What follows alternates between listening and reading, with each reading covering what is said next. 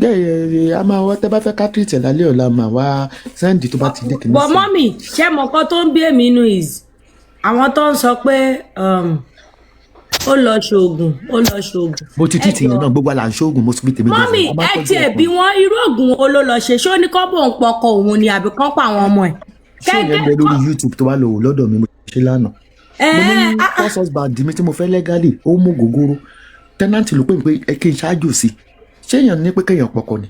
tó ti ẹ ṣe é ṣó ní kọ́ lọ pọkọ ẹ̀ ní àbí kọ́ pa àwọn ọmọ ẹ̀ tẹ́ ẹ̀ sọ pé. obìnrin wo ni ìkọ́ táyé ọkọ bá bàjẹ́ ìyàwó wọn á fi bú náà.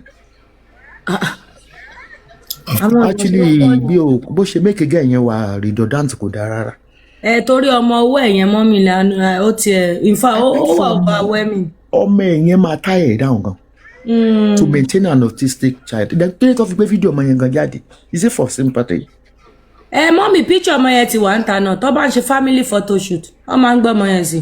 ọmọ yẹn dẹ̀ bọ̀ kò séyàn kankan tó mọ̀ wípé ọmọ yẹn wọ̀ nǹkan tí mọ́mì sọ gangan mo sọ pé why did she bring that picture out now.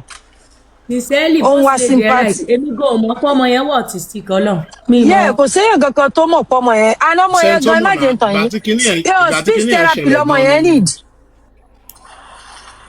ìyá ọgbà ẹ má bínú ọkùtolú ṣẹ́rí number one speech therapy lọmọ yẹn need and then ọmọ yẹn is American citizen she can bring ó lè gbọ́ ọmọ yẹn wá bí iná kò lè hold wọn dá àfi tí wọ́n bá fẹ́ kó hold àwọn dá wọ́n máa gbé wá bí wọ́n máa fún wọn níwèé pẹ̀lú ọmọ yẹn yeah she start her new life wọ́n máa fà kátà and she be fine. àwọn èèyàn ń kọ́ sórí show mi pé ó ń bọ̀ wá sí Amẹ́ríkà gẹ́gẹ́ ni ò lè move on wọ́n tẹ́ máa ń tóbìnrin bá wá in love mọ̀ tún mẹ́ṣà.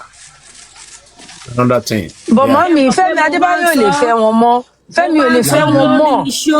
ìfẹ́ ọkùnrin ló yẹ kó máa pọ̀ ju tóbìnrin lọ tó bá ti lọ́wọ́. a dà fún yín yọ̀gbà ẹ̀ ní ṣe orí burúkú. nǹkan tí mo yìí sọ lánàá nìyẹn. ọkùnrin ló yẹ kó máa ní fẹ́ràn jù. tẹ bá sọ segment àwọn èèyàn máa han yín ni wọ́n máa han yín pé kí ló mí. yóò gbà mo fẹ́ béèrè question kan ẹ máa sọ pé ìfẹ́ ọkùnrin ló yẹ kó pọ̀ ju tóbìnrin lọ tí ọkùnrin ò bá rí obìnrin tó nífẹ̀ẹ́ òun tó rí lára ẹ̀ o. uncle Olú òkè yóò gbẹ sọ̀rọ̀ náà. Mr. Olúgbẹ̀dù ẹ máa gbọ́ I'm a Christian mo believe in Bible tó sọ pé men love your wife ọmọ tó ń sọ o.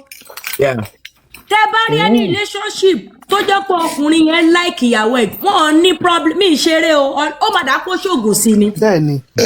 yóò gbà. ẹ lọ wọ ẹni relationship tó jẹ́ pé obìnrin yẹn ní rúùtù abọ́kọ ọ máa ń jẹ gbàbọ̀ ni.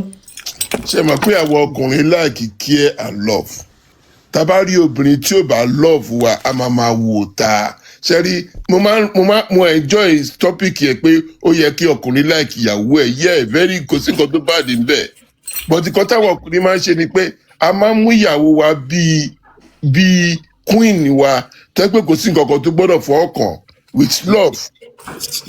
Mr. Olúgbẹ̀dù mo wà pẹ̀lú ṣé mọ nǹkan tó ṣẹlẹ̀ ṣe rí ibẹ̀ gangan lẹ́sọ̀rọ̀ lọ yẹn ṣe rí when it comes to love ó máa ń da tọkùnrin bá wà ní 60%. God bless you. tóbìnrin wà ní 40.